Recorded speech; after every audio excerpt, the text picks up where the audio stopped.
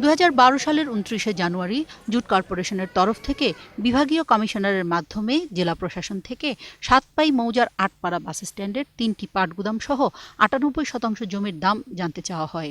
জেলা প্রশাসনের পক্ষ থেকে 2012 সালেই সম্পত্তির বাজার দর বলা হয় 2,01,25,000 টাকা, কিন্তু বিনা টেন্ডারে জেলা প্রশাসনের অনুমতি ছাড়াই তা বিক্রি করা হয় 60 লাখ টাকায়, বর্তমানে যার বাজার মূল্য 5 কোটি টাকার উপরে। দখল পূজার জন্য চিঠি দিবে ডিসিকে, সেটা না দিয়ে সরাসরি এসিলেনকে চিঠি দিল। এসিলেন করে আমাদের কাছে সার্ভেয়ার চেয়েছে, আমরা করে এসিলেনকে জানাই দিই এই জমি নিয়ে যেহেতু হাইকোর্টে মামলা আছে আপাতত সার্ভেয়ার আমরা বোঝাইও দেইনি।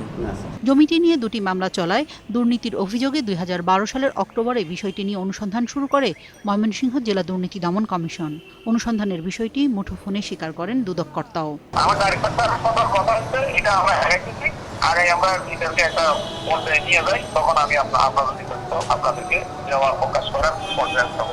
দ্বিতীয় দফায় অনুসন্ধান কর্মকর্তা পরিবর্তন করা হয়। অনুসন্ধানকারী কর্মকর্তা পাল কমল জানান, শিগগিরই প্রতিবেদন তৈরি করা হবে।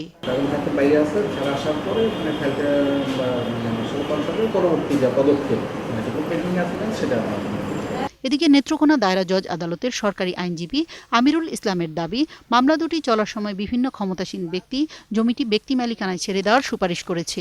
এইটা তো আমার ভাইয়ের উপরে, এটা তো হইলো সিদ্দিকী সাহেবের কারবার, লতিফ সিদ্দিকী আর আমি তো চাইটা দেওয়া না, যতটুকু তো তার থেকে বেশি। আমি পূর্বের মামলাটার সময় তদবির করছে, এবার আরেক কান জয়।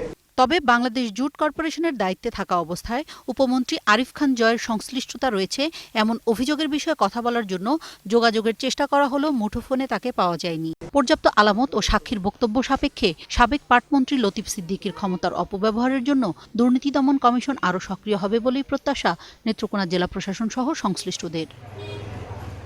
তাপসী রাবেয়া, 21 টেলিভিশন, নেত্রকোনা।